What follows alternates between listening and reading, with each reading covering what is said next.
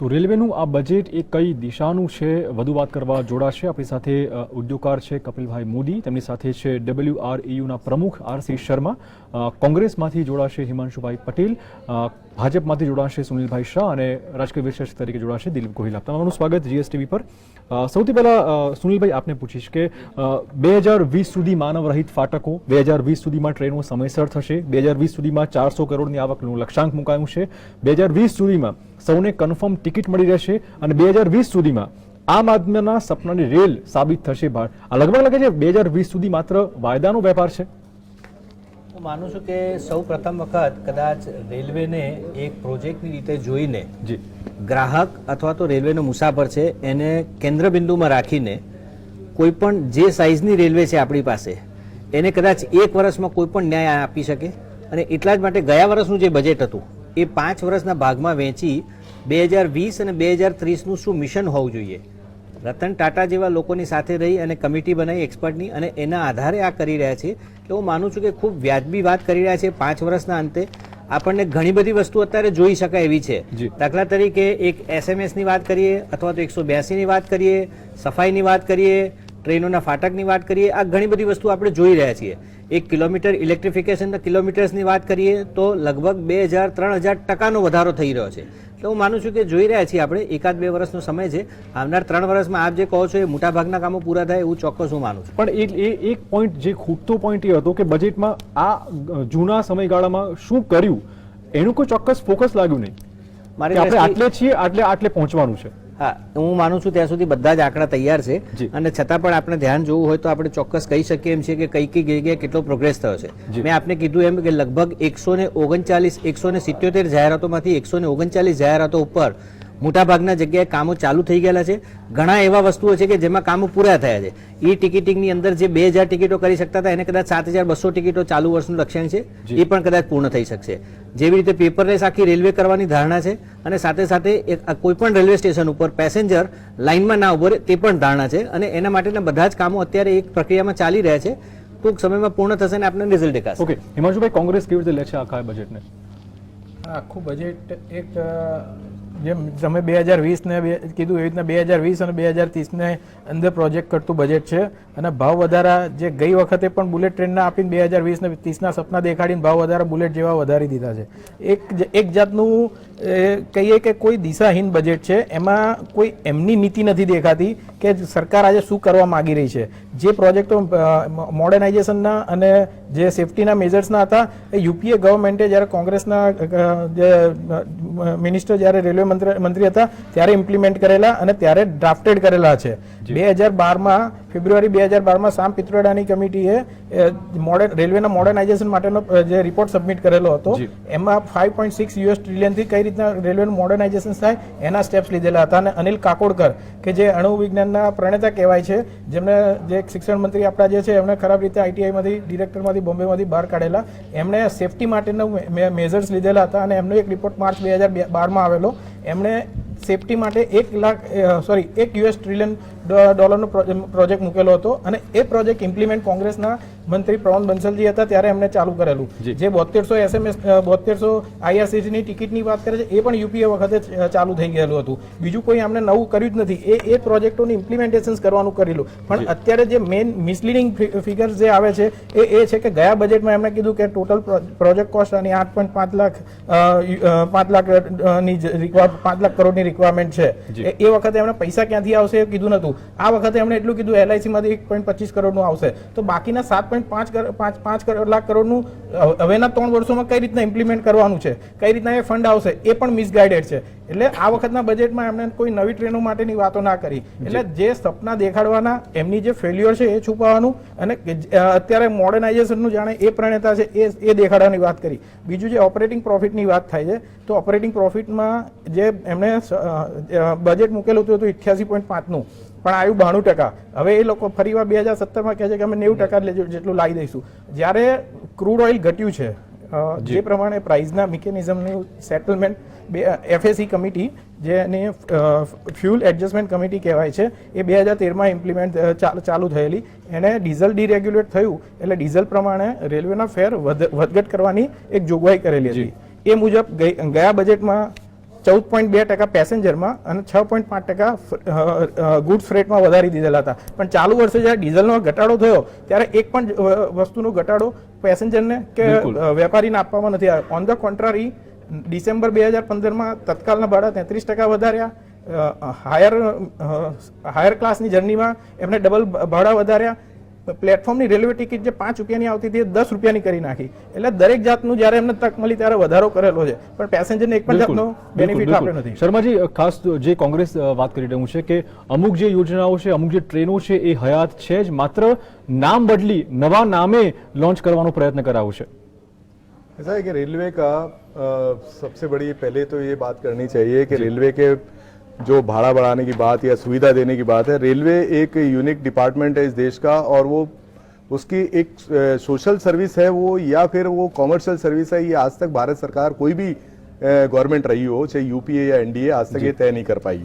पहले भी जो है यूपीए गवर्नमेंट के टाइम पे जब नीतीश कुमार, एनडीए गवर्नमेंट के टाइम पे नीतीश कुमार थे, जब उसके बाद यूपीए गवर्नमेंट के टाइम पे पवन बंसल थे, ममता बनर्जी थी, सबने वाइट पेपर पार्लियामेंट में रखे और ये सबसे पहला सवाल किया कि रेलवे को कॉमर्शियल सर्विसेज मानना है या पब्लिक यूटिलिटी सोशल सर्विसेज मानना है. जी. आज रेलवे की हालत ये है कि इसका राजनीतिकरण होने के कारण आज रेलवे जो है अपने इंफ्रास्ट्रक्चर को डेवलपमेंट कर नहीं पा रही है. और पिछले कई सालों से, मैं भाड़े की बात करूं तो जब यूपीए गवर्नमेंट थी उस समय डीजल के भाव 40 बार बढ़े थे और 40 बार बढ़े, लेकिन पैसेंजर ये फेयर जो है एक बार भी नहीं बढ़ाया गया. जी. और एनडीए के गवर्नमेंट के टाइम पर एक बार भाव बढ़ाया गया, अभी जो बढ़ा जिसका अभी जिक्र किया गया, और डीजल के भाव गिरे तो उसके साथ में भाव कम होने चाहिए, ये कोई जरूरी नहीं है. आज कारण क्या, एक मेन सबसे बड़ी चीज जो है मैं मानता हूं रेलवे के लिए कि एनडीए गवर्नमेंट ने पहली बार एक शुरुआत करी जो हम यूनियन से हमेशा डिमांड करते रहे, यूपीए गवर्नमेंट के टाइम भी किया हमने, डॉक्टर मनमोहन सिंह के सामने हमने ये मांग करी थी कि कम से कम 70,000 करोड़ रुपया बजटरी सपोर्ट सेंट्रल गवर्नमेंट से मिलना चाहिए रेलवे को, अगर आप रेलवे की से अपेक्षा रखते हैं तो. लेकिन नहीं मिला. लेकिन लास्ट बजट में पहली बार सेंट्रल गवर्नमेंट बजट से बजटरी सपोर्ट 40,000 करोड़ रुपए का मिलने का काम हुआ और इस बार बजट के अंदर 70,000 करोड़ रुपए की बात करी है. तो इंफ्रास्ट्रक्चर डेवलपमेंट, आज हमारे पास कैपेसिटी ऑगमेंटेशन की सबसे बड़ी प्रॉब्लम है. अपेक्षाएं बहुत है रेलवे से, लेकिन अपेक्षा के मुताबिक आज काम करने के लिए रेलवे के पास में ना तो पैसा है. रेल कर्मचारी आज भी 92 ऑपरेटिंग रेशो लेकर बिल्कुल चल रहे हैं. और जैसा कडोटकर कमेटी की बात करी आपने, उन्होंने सेफ्टी के लिए जो रिपोर्ट 2012 में दी थी, उन्होंने अपनी रिपोर्ट में कहा था कि रेलवे डिफेंस के बाद में एक ऐसा ऑर्गेनाइजेशन है जिसमें वार के अलावा डिफेंस से ज्यादा लोग रेलवे में काम करते हुए शहीद होते हैं, और ये बात हकीकत है. तो वो अपने डेडिकेशन के साथ में आज भी 8 पैसा प्रॉफिट में रेलवे को चलाने का काम कर रहे हैं, लेकिन उस 8 पैसे से रेलवे का डेवलपमेન્ટ नहीं होता. કપિલભાઈ, લાગે છે કે વાયદાઓ કરવા ઉપરાંત જે વાસ્તવિકતા છે એ વાસ્તવિકતાને ધ્યાનમાં રાખીને આ બજેટ જાહેર કરાયું છે. ચિરાગભાઈ, આમાં શું છે, મોટી મોટી વાતો એમણે કરી છે, કોઈ સ્પેસિફિક એચિવમેન્ટ હોય ને કે તમે ગેજ કન્વર્ઝન કર્યું 2500 કિલોમીટરનું, જી, એમાં તે કંઈ બોલતા જ નથી કે કેટલું એચિવ થયું, ટાર્ગેટ હતું અને કયું ગેજ કન્વર્ઝન થવાનું છે, અમદાવાદ બોટાદ થવાનું છે કે તમારું સામખિયાળી પાલનપુર થવાનું છે, એના વિશે કોઈ વાત જ નથી કરતા. તમે એ કોઈ સ્પેસિફિક ટ્રેન ચલાવીશું 3, પહેલાના જમાનામાં બજેટમાં શું હતું, તમને સ્પેસિફિક સ્ટેશન ટુ સ્ટેશન કયું ગેજ કન્વર્ઝન છે, કયો પોર્શન અને કયો બ્લોક ઇલેક્ટ્રિફિકેશન થવાનો છે, બિલકુલ, અને કેટલા રૂપિયામાં લાગવાના છે, તમારી કઈ ટ્રેનો કયા સ્ટેશનથી કયા સ્ટેશન વચ્ચે દોડવાની છે. એમણે તો કહી દીધું કે ભાઈ હું હમસફર ચલાવીશ, હું ઉદય ચલાવીશ, હું તેજસ ચલાવીશ, પણ કયા સ્ટેશન વચ્ચે ચલાવશો, ક્યારે ચલાવશો, ચલાવશો કે નહીં ચલાવો. અને પાછળની ટ્રેનો તમે ચાલુ નથી કરી, પાછળ તમે ટ્રેનો ડિક્લેર નથી કરી, એટલે વેગ વાતો કરી છે એમણે. 5 વર્ષનો એમણે પ્રોગ્રામ આપી દીધો છે. ગયા વર્ષ તમને એમ કહી દીધું કે ભાઈ 85.56 લાખનું મારો પ્લાન છે 5 વર્ષનો. તમે દર વર્ષે 1.60 લાખ ખર્ચવા જોઈએ. ગયા વર્ષે 92,000 ખર્ચ્યા, 92,000, એટલે you are short by all the half the way. તમે જયારે ખર્ચી જ નથી રહ્યા, ફાઇનાન્સ કમિશન તમારી પાસે 8,000 કરોડ પાછા લઈ રહ્યું છે, તમે ઇમ્પ્લિમેન્ટ નથી કરી રહ્યા, તમે કઈ રીતની વાતો કરી રહ્યા છો, અને એ બી તમે પાર્લામેન્ટની અંદર બિલકુલ પબ્લિક માટે. દિલીપભાઈ, બીજેપી એક મિનિટ, નાનો મુદ્દો જે સાહેબે ઉઠાવેલો કે ફાઇનાન્શિયલી બજેટ સપોર્ટ જે આપવાની વાત કરીએ તો ફાઇનાન્સ મિનિસ્ટરે ડિનાય કર્યું છે, એમાં 12,000 કરોડની વાત ડિનાઇડ કરેલી છે. Okay Dilipbhai, BJP of track આવું ચોક્કસ કહી શકાય? બિલકુલ. દાખલા તરીકે આ વાત તો ગયા વખતે પણ લગભગ થઈ હતી, ઓલમોસ્ટ એ જ વાતો ફરીથી થઈ છે. ગયા વખતે આપણે એના થોડા વખાણ પણ કર્યા હતા, કારણ કે પહેલી વાર થઈ હતી તો આ બધું કરવાની જરૂર હતી કે એક લોંગ ટર્મ આપણે વ્યૂ લઈએ, 5 વર્ષનું વિચારીએ, દર વર્ષે આપણે શું કરીશું, એફિશિયન્સી કેટલી વધારીશું, ટેકનોલોજીનો જે ઈ શબ્દ વાપરીને વારે વારે કરવામાં આવ્યું છે એમાં આપણે કેટલો ઉપયોગ કરીશું, જે એફિશિયન્સી ફાયદો થાય, એ બધી વાતો, અને ટ્રેનની જાહેરાત જે કરવાની હોય પોપ્યુલારિટી, એમાં નથી પડવું, બહુ સારું ન પડો, વધારે સારું છે, સંસદ સભ્યોને ખુશ કરવાની જરૂર નથી, એ બધી વાતો ગયા વખતે કરી ત્યારે આપણે એને આવકારી હતી. એ વાતો છોડીને મૂળ વાતો કરવાની, આપણે સમજાતે એવું કે આ પોપ્યુલારિટી જે લોકપ્રિય જાહેરાતો છે બંધ કરીને મૂળ વાત પર સરકાર આવશે, અને એ આવી હોત તો સારું હોત. પણ હવે 1 વર્ષ થઈ ગયું છે એ વાતને, સરકારને પોણા 2 વર્ષ થઈ ગયા છે, તો હવે થયું કે નહીં? અને હવે સીધા આંકડા જ બોલે છે. કપિલભાઈ કહ્યું કે 8,000 કરોડ વપરાય જ નથી, પાછા જતા રહે ટાર્ગેટ કરતા. બીજું જે આવક, પેસેન્જર વધવાની વાત હતી, ફ્રેઇટ વધારવાની વાત હતી, એ ટાર્ગેટ પણ પૂરા નથી થયા જેટલા થવા જોઈએ. હવે આટલી બધી વસ્તી વધી રહી હોય ને આટલી બધી રિક્વાયરમેન્ટ હોય અને છતાં પેસેન્જરો નથી આવી રહ્યા રેલવેમાં મુસાફરી કરવા માટે, જેટલા વધવા જેટલા નથી વધ્યા. એનો મતલબ એ છે કે કોઈક જગ્યાએ કંઈક ખામી રહી ગઈ છે. અને સૌથી મોટો જે આધાર છે, જે વારે વારે બધા મિનિસ્ટરો વાત કરે છે કે ફ્રેટમાં અમે કંઈક રેશનલાઇઝેશન કરીશું જેથી વધારે માલ પરિવહન થાય અને એમાંથી આવક વધે. આ વખતે પણ એમણે ફરી એકવાર 3 પોઈન્ટની વાત કરી. જી, આમાં જો તમને એક કહેવા માંગુ છું કે એમણે જે લખ્યું છે ને કે we will meet our freight customer, તમે સમજો, we will meet our customer and rationalise the freight. Yes, હું તમને કહું કે આ પહેલી વાર એવું થયું છે કે ઓગસ્ટ 2015માં એ ફ્રેટ રેશનલાઇઝેશનની જેવી રીતે ઇન્સેન્ટિવ સ્કીમ હતી, સ્ટેશન ટુ સ્ટેશન રેટની સ્કીમ હતી, તમે અમુક વોલ્યુમ ડિસ્કાઉન્ટ હતા, એ બધી સ્કીમ તમને સ્ક્રેપ કરી દીધી. બિલકુલ, જ્યારે સ્ક્રેપ કરી દીધી એમની પાસે જ્યારે પોલિસી જ મેટર નથી, બિલકુલ, તો એ કઈ રીતે કરશે? ઓકે રેલવે આ વખતે 10% આવક વધશે એવું લક્ષ્યાંક મૂક્યું છે, પરંતુ મુસાફરો ઘટી રહ્યા છે, નૂર ભાડાની આવક પણ ઘટી રહી છે. તો આ બે પરિબળો જો નફાકારક ન હોય તો પછી આવક વધારવાનો સ્ત્રોત કયા હોઈ શકે છે? આ વિશે વાત કરીશું, પણ તે પહેલા સમય છે એક બ્રેકનો.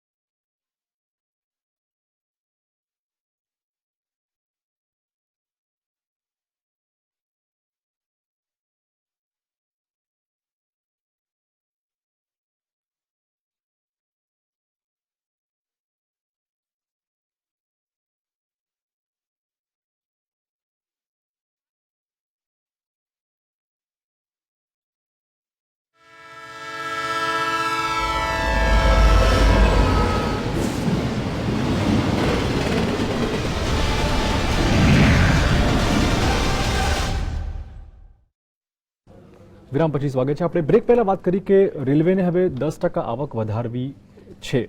સુનિલભાઈ, કયા કયા સ્ત્રોત બીજા હોઈ શકે છે રેલવે માટે? હું માનું છું કે સમગ્ર બજેટની આખી જે એક્સરસાઇઝ કરવામાં આવી છે એમાં ગ્રાહકને કેન્દ્રબિંદુ રાખીને કરવામાં આવી છે. એટલે આપણે છેલ્લા 2 બજેટથી આપણે જોઈ રહ્યા છીએ કે ગ્રાહક ઉપર ક્યાંય પણ બોજો ના પડે એ ચોક્કસ તકેદારી રાખી છે. ઉપરથી ઘટે એવી અપેક્ષા હતી કેમ કે ક્રૂડના જે ભાવ ડીઝલના ભાવ ઘટ્યા છે એટલે કંઈક રાહત મળશે એવી અપેક્ષા હતી. એ નહીં વધારીને તમે ઉપકાર કર્યો. ગઈકાલે તો એવી ચર્ચા હતી કે રેલવે પ્રધાન એવા સંકેત આપ્યા છે કે ભાવ વધારી દેશે. એટલે ભૂતપૂર્વના આપણા રેલવે મંત્રી નારાયણભાઈ બી એવું કહેતા હતા નહીં, કે પણ વધારો ના, ના, ના, અમે તો કહીએ તમે વધારો, પણ ટ્રેનો વધારો, પાટા વધારો, સ્ટેશનો વધારો, ભાવ વધારો, પણ હું સુવિધા માનું છું વધારો. કે ઘણા બધા આયામો સૌ પ્રથમ વખત કદાચ વિચારવામાં આવ્યા છે. એટલે ટ્રેડિશનલી જે રીતે બજેટો તૈયાર થતા હતા અને બજેટોની જાહેરાત થતી હતી, નવા નામો જાહેરાત થતા હતા, રૂટો જાહેરાત થતા હતા, તેનાથી જુદા પ્રકારના 3, 4, 5 ફોકસો રાખીને જેમ કરી રહ્યા છીએ કે ભાઈ એનું ઇન્ફ્રાસ્ટ્રક્ચર કેવી રીતે વધારવું, સમગ્ર ઇન્ફ્રાસ્ટ્રક્ચરને એવી રીતના મોડર્નાઇઝ કરવું અને એને કઈ રીતે કેપિટલાઇઝેશન કરવું, આ બધી પ્રક્રિયા હું માનું છું કે એક લોંગ ટર્મ છે. 10% આવક કેવી રીતે વધારશે? જી, એટલે એક એવા સ્ત્રોત પણ છે કે એક જાહેરાતનો ખૂબ મોટો સ્ત્રોત છે. પીપીપી ધોરણે પણ ખૂબ મોટા કામો થઈ શકશે. 400 રેલવે સ્ટેશનોને એ કરી રહ્યા છે. એટલે એ એવા 3, 4 આયામો છે કે જેની અંદર ખૂબ મોટી અપેક્ષાઓ છે અને એ અપેક્ષાઓના ધોરણે એમણે ચોક્કસ કહ્યું છે કે 10% મોડલ એ રેલવે માટે ક્યાંક ને ક્યાંક ફેલ છે કેમ કે એમાં યુનિયન વાંધો લે છે. હું નથી માનતો કે કદાચ યુનિયન મોટા ભાગે અંશે એમાં વાંધો લેશે. શર્માજી, શું કહેશો? એટલા માટે નહીં લેવો જોઈએ કારણ કે પીપીપી મોડલ મોટા ભાગના જગ્યાએ એને કોઈ પણ જગ્યાએ સફળ થયેલા છે. બીજી એક અગત્યની વાત કરું તો જો રેલવે યુનિયનની વાત કરીએ તો રેલવેની અંદર સૌ પ્રથમ વખત હ્યુમન કેપિટલ ઉપર જો કોઈએ ચર્ચા કરી હોય બજેટની અંદર, યુનિવર્સિટીની સ્થાપના હોય કે ટ્રેનિંગની પ્રક્રિયા હોય કે માણસને તૈયાર કરવાની પ્રક્રિયા હોય, આ બધી પ્રક્રિયાનું જો ધ્યાન રાખવામાં આવ્યું હોય તો સૌ પ્રથમ વખત આ બજેટમાં આવ્યું છે. હયાત સ્ટાફનું શું? હયાત સ્ટાફ કઈ ખુશ નથી રેલવેથી એવું આપણે માનીએ છીએ. ના, એ રેલવેના કર્મચારીઓ માને છે. આપ કહો શર્માજી. जी कौन पीपीपी मॉडल की आप जो बात कर रहे हैं, पीपीपी मॉडल के नहीं, आप एक्सपेरिमेंट पहले आप बताइए कि आप अभी खुश नहीं है रेलवे से. नहीं, रेलवे से खुश नहीं है ऐसा मैंने कभी नहीं, नहीं कहा. एम्प्लॉय- मैं ये कह रहा हूँ मैन पावर की कमी है, मैन पावर की कमी ऐसा है. है कि रेलवे डिपार्टमेंट में आज की तारीख में 3 लाख पद खाली पड़े हुए हैं और वो पद ऐसे हैं जो सीधे सेफ्टी मेरे से ख्याल से रिलेटेड उसको है. भी एड्रेस किया गया है. आपने अगर वो ध्यान क्रिटिकल से- पद है. और अच्छा, उसमें अभी जो है इस बजट के अंदर जाहिरात करी है उन्होंने. सीधी भर्ती कितने आदमी की होगी इसकी जाहिरात और नहीं वो करी किस है. तरह से करेंगे वो उसकी भी जाहिरात लेकिन की है, उन्होंने कितना ये कहा transparency से है करेंगे. कि उन्होंने ये कहा है कि 9 करोड़ मैन डेज हाँ, हम नेक्स्ट फाइनेंशियल ईयर में इंक्रीज करेंगे. बिल्कुल. तो उन्होंने इनडायरेक्ट कहा कि हम भर्ती करेंगे और भर्ती की प्रक्रिया को उन्होंने सरल करने की बात इसमें करी है. हाँ. वो आपकारदायक है, उनके लिए हम जो है उसका स्वागत भी करते हैं. लेकिन जिस रेल परिवार से आपको जो है रेलवे को चलाना है उसके लिए इस बजट के अंदर एक भी किसी प्रकार की घोषणा नहीं करी. हमने बजट के पहले रेल मंत्री जी को सुझाव दिए थे बजट के पहले यूनियन की तरफ से कि जो ममता बनर्जी के टाइम पे बजट की घोषणाएं थी जिसमें रेलवे की सरप्लस लैंड के ऊपर रेलवे कर्मचारियों के लिए आवास की सुविधाएं खड़ी करने का मामला था, engineering college, medical college, nursing college बनाने की घोषणाएं करी गई थी बजट के अंदर. और ममता जी ने ये कहा था कि उसमें रेल के कर्मचारियों के बच्चों को प्राथमिकता दी जाएगी और बाकी दूसरे लोगों को भी उसमें पढ़ाने की व्यवस्था की जाएगी. लैंड का यूटिलाइजेशन भी होगा, रेलवे की इनकम भी होगी. लेकिन वो घोषणाएं आज तक अमल में नहीं आई. हमने बजट के पहले कहा था रेलवे में काम करने वाले कर्मचारियों को स्टाफ बेनिफिट फंड के नाम पर कैपिटा जो है 500 रुपया मिलता. हमने कहा था कि इस जमाने में 500 रुपए का कोई मतलब नहीं होता, आप इसे बढ़ाने का काम करें. वो बढ़ाने का कोई काम नहीं हुआ. जो आज रेलवे के कर्मचारियों के लिए वर्किंग कंडीशंस है उसमें सुधार करने के लिए कोई ऐसा प्रावधान नहीं किया गया इस बजट के अंदर कि हम जो है उनके वर्किंग कंडीशन को सुधार करने के लिए कुछ करेंगे. रेलवे के अंदर काम करने के लिए अभी जैसा कायाकल्प कमेटी की बात करी, रतन टाटा जी उसके जो है मुखिया हैं, लेकिन ये पहली बार हुआ इस देश के अंदर कि रेल मंत्रालय ने जो कमेटी बनाई है उसमें यूनियन के प्रतिनिधि को शामिल किया गया है. रतन टाटा जी के साथ में 2 मेंबर जो हैं वो यूनियन के हैं. 3 मेंबर की कमेटी है वो. बहुत एक्सपर्ट लोग हम ये अपेक्षा करते हैं कि उससे कुछ रेलवे का कायाकल्प होगा, लेकिन कैसे होगा, कितने समय में होगा, इसका अभी कोई मालूम नहीं है. और उसके अलावा ના જમાના પ્રમાણે યુનિયનની ભાષા પણ બદલાઈ ગઈ છે. એક જમાનામાં યુનિયન છે એ સરકારની ટીકા કરી શકતું, તો આજે સિચ્યુએશન એવી છે કે ભાષાની રીતે ટીકા નથી કરી શકાતી. શબ્દો ચોરીને બોલવું છે જે નથી થયું એનું લિસ્ટ આપ્યું, પણ અલ્ટિમેટલી નાખુશ એવું નહીં બોલે. ઓલરેડી ભાષાનો અને શબ્દોના बिल्कुल नहीं. મામલો ऐसा આવે है कि છે. जो बजट के अंदर કારણ કે- टीका करने वाली बात है रेल कर्मचारियों के लिए, देखिए मैं एक चीज आपको स्पष्ट बताना चाहता हूँ कि मैंने पहले भी कहा कि कडोडकर कमेटी ने स्पष्ट कहा कि रेल कर्मचारी डेडिकेशन से काम करता है, लेकिन जो आज की तारीख में कैपेसिटी का मामला है, आज जब तक फ्रेट कॉरिडोर के प्रोजेक्ट पूरे नहीं होंगे ईस्टर्न और वेस्टर्न जोन के, जब तक आप फ्रेट ट्रैफिक को स्विच ओवर नहीं कर सकते दूसरी लाइन पे, और इसी लाइन के ऊपर आप पैसेंजर ट्रेन ज्यादा चला नहीं सकते, सुविधा दे नहीं सकते और फ्रीक्वेंसी नहीं बढ़ा सकते। इसलिए एक चीज जो जरूर है कि फ्रेट कॉरिडोर का इन्होंने 2019 जो टारगेट दिया है, ये फर्दर एक्सटेंडेड टारगेट है, फर्दर एक्सटेंडेड है। मैं कह रहा हूँ ये 3 बार एक्सटेंड हो गया है, लेकिन ये पूरा नहीं हो रहा है। अगर ये पूरा होगा तो निश्चित रूप से रेलवे की कैपेसिटी बढ़ सकती है। इस प्रकार के जो प्रोजेक्ट्स हैं, उन प्रोजेक्ट को कोई टाइम बाउंड पूरा करने के लिए पैसा कहां से लाने के लिए, ये सारी बातें जो बजट में होनी चाहिए वो नहीं है, लेकिन एक विजनरी बजट है और नॉन पॉलिटिकल बजट है, that what I can say. બિલકુલ કોંગ્રેસ ચોક્કસ આનાથી- સહમત થશે કે આનાથી હું પોલિટિક માનું છું કે- આપણે કોંગ્રેસ હા, પણ એની સાથે સાથે એક હિમાંશુભાઈ, કર્મચારી જે જો એવું દર કહી વર્ષે શકતો જે- હોય હા. કે આ વિઝનરી છે અને નોન પોલિટિકલ છે, તો હું માનું છું કે Okay. એ ગ્રાહક અને મુસાફરને નહીં, ક્યાં- નહીં, એવું કેમ ભાષાનો આવીને થાય છે. એવું એમને કેવું પડે છે એમ? એ યુનિયનના જે મેમ્બરને પણ વિઝનરી છે આ વસ્તુ એવો વિઝન છે. આ વિઝન મેં તમને કીધું ને કે વિઝન એ વખતે 2012 જ આનું આખું સ્ટ્રક્ચર્સ બની મને ગયું. હિમાંશુભાઈએ સમજાવો, મારી વાત સાંભળો. 2012 ની વિઝન 2012 નું 2014 તમને સુધી કોઈ હિસાબ આપ્યો? 2013-14 માં ઇમ્પ્લિમેન્ટ કરી. તમે 2013-14 નું ઇન્ટ્રીમ બજેટ જુઓ, તમે 2013-14 નું ઇન્ટ્રીમ બજેટ જુઓ. ગયા વર્ષે એમણે પ્લાન્ટ આઉટલેટમાં 85.56 લેક્સ એમના બજેટ સ્પીચમાં લખેલું છે, પ્લાન્ટ આઉટલેટ. એ તો આ વખત આ બજેટની અંદર આખી સ્પીચ બદલાઈ ગઈ, એ ટેબલ જ આખું જતું રહ્યું. સામે 1.6 લેક્સ કરોડ તમારે 1.60 લેક્સ કરોડ તમારે જે વાપરવા જોઈતા હતા, એ તમે ગયા વર્ષે 92 વાપર્યા. આ વર્ષે 160 તો ગયા, 1.21 કે છે. એટલે એ જે એને જે બધું પ્રોજેક્શન કર્યું હતું ને, એ ઇમેજનરી છે, એક્ઝેક્ટલી હું તમને નોટ એ જ કહું છું. સ્પેસિફિક. હવે જ્યારે મેન ડેઝ ની આપણે પહેલા વાત કરી કે 30 કરોડ મેન ડેઝ ની, આપણે હું એક જે આપણે છણાવટ કરી લઈએ, 30 crore man days in 3 years, બરાબર. તો એટલે અત્યારે એના પ્રમાણે 10 લાખ એમ્પ્લોય થાય અને અત્યારે પ્રેઝન્ટ સ્ટ્રેન્થ 14 લાખની છે, બરાબર. તો અત્યારે મેઇન કોસ્ટ એમ્પ્લોયની સેલેરી ને આ તે બધાની આવે છે, એ કઈ રીતના મીટ કરશે? એટલે ઇમેજનરી એ રીતના છે. બીજું ભાઈએ કીધું કે ગ્રાહકને કેન્દ્ર બિંદુમાં રાખીને કરવામાં આવે, તો ગ્રાહક અત્યારે કોણ? એક સવાલ છે, પીપીપી પ્રોજેક્ટમાં જે પ્રાઇવેટાઇઝેશન દ્વારા આવશે એ ગ્રાહક છે કે 400 આઉટલેટ જે 7131 સ્ટેશનો છે, એમાંથી 400 જે અત્યારે એમણે પહેલા પીપીપી પ્રોજેક્ટમાં લાવવાના કદાચ એમને જ કેન્દ્ર બિંદુમાં વધારે આની અંદર એ જ દેખાય છે, કેન્દ્ર બિંદુમાં પીપીપી વાળા જ દેખાય છે. એટલે પેસેન્જર્સ નથી દેખાતું. પેસેન્જર દેખાડ્યું હોત તો ભાડા ઘટાડ્યા હોત. બીજું એમણે જે વાત કરી કે મોડર્નાઇઝેશન નું, આ તે બધું પબ્લિક અત્યારે મોડર્નાઇઝેશન નથી માંગતી. પહેલા તો તમારે એના Basic જે સુવિધા છે, needs હા. છે એ માંગો. કોઈ પબ્લિકે બેઝિક નહીં, મારી વાત સાંભળો. Safety એક મિનિટ, આપણે એમને બોલવા દઈએ. હિમાંશુભાઈ બોલો. હું જ્યારે બોલતો ત્યારે નતો બરાબર. હવે તમે જ્યારે અત્યારે મોડર્નાઇઝેશન ની વાત છે, મોડર્નાઇઝેશન એક જુદું કેપિટલ આઉટલેમાં છે. એમાં તમે ખાલી ડિસ્કાર્ડેડ એસેટ ની પણ તમે વાત કરો ને, કે જે એજેડ એસેટ્સ ને ડિસ્કાર્ડ કરવાનું, તેમાં ગઈ વખતે 5500 કરોડનો ટાર્ગેટ હતો, આ વખતે ખાલી 3200 કરોડનો રહ્યો છે. તો તમે ક્યાંથી મોડર્નાઇઝેશન ની વાત કરવાના છો? જો એજેડ એસેટ ડિસ્કાર્ડ કરવાનું હતું એ વસ્તુમાં, એટલે એના ઉપરથી દેખાય છે કે ગમે તેમ કરીને બજેટ ખાલી રજૂ કરવા પૂરતું બજેટ રજૂ કર્યું છે, મિસગાઈડ કરેલા છે પબ્લિકની જનતાને, જેથી કરીને એમનું ફેલિયર છુપાઈ જાય. બિલકુલ, એક ઘટના મોડર્નાઇઝેશનના ઘટની શબ્દોમાં તેને એમનું ઘટી failure ગઈ, બસ એટલું, છુપાઈ જાય, બીજું એ કશું વસ્તુ નહીં. છે. હા, સુનિલભાઈ તકલીફમાં. સુનિલભાઈ. ના, ના, કોઈ તકલીફ નથી. આ તો બહુ સારું છે. જી સુનિલભાઈ. જી જી. ના, ના, એક વસ્તુ બચાવમાં શું ચોક્કસ છે કહેશો? કે એમણે અરુણાચલ પ્રદેશ, મિઝોરમ અને બધા જ, મણિપુર, બધા અરુણાચલ નહીં, ત્યાં સુધી એમને જે આખું રેલવે north east, આખા north east, it is a આખું decade. જો north east, એ એરિયામાં આખું north east cover થાય. હિમાંશુભાઈ, જો મારી વાત સાંભળો.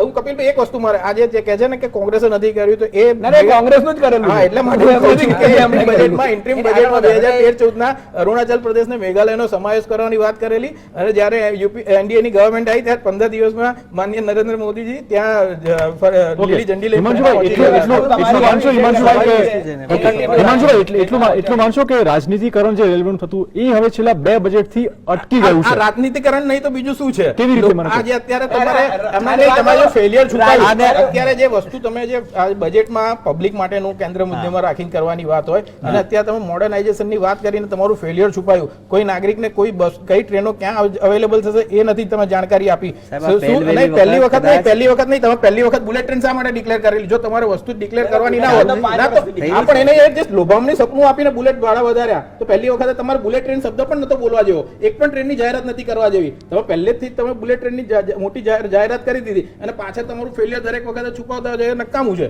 તમારે જે મને public ને સમજાવો નહીં, જરા રેલવે કે આ budget failure કઈ નહીં, જગ્યાએ? જી, જી. નહીં, નહીં, એમાં શું હું આવી કહું છું કે રેલવે જે ફેલિયર કઈ પેસેન્જર જગ્યાએ? માટે છે, બુલેટ ટ્રેન કીધું અને બુલેટ ટ્રેન અત્યારે થઈ રહી છે ના, એની bullet process. Train- bullet train તો ના પાડી દીધી આ બજેટમાં નથી બુલેટ ટ્રેન થવાની તો આ વખતે 92,000 કરોડનો કશો ઉલ્લેખ પણ નથી. બુલેટ ટ્રેન નહીં, એ તો જાપાને બનાવવાનું છે, ચાલે છે, એ અલગ એને માટે અલગ કામ ચાલે છે. બુલેટ એ અલગ ટ્રેન બનાવવાનું છે, એમાં કામ ચાલે છે આખું. એમાં શું મૂળ વાત ઓકે એ છે નહીં, આપણે હવે વાત કરવી છે કે આ બજેટથી ગુજરાતના ફાળે શું આવ્યું, ગુજરાતીઓને ક્યાં ફાયદો મળ્યો, આ વિશે વાત કરીશું, પણ તે પહેલા સમય થઈ ગયો છે એક બ્રેકનો.